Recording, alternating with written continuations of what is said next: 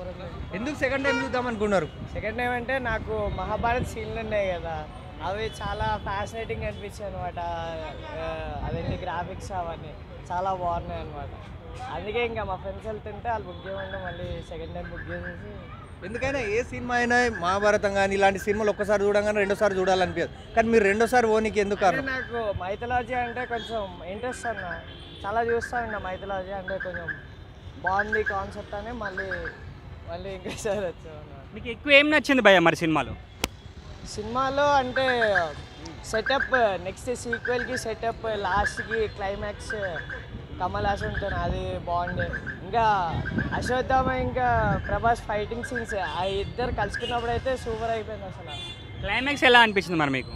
Climax అదే నా mad ఉండే మొత్తం, లాస్ట్కి కమల్ హాసన్ది సూపర్ ఉండే.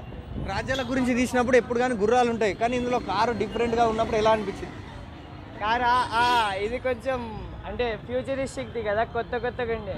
అది కొంచెం అంటే అది మైండ్లో సెటప్ చేసుకోవడానికి చాలా టైం పట్టింది, కానీ అది మూవీ కంటిన్యూ అయితే అలా రిజిస్టర్ అయిపోయింది అనమాట. ఆ ఫ్యూచర్ ఇలా ఉంటుంది అలా అనుకోని. బుజ్జికి వాయిస్ ఓవర్ కీర్తి సురేష్ ఇచ్చిందంట, ఎలా ఉంది?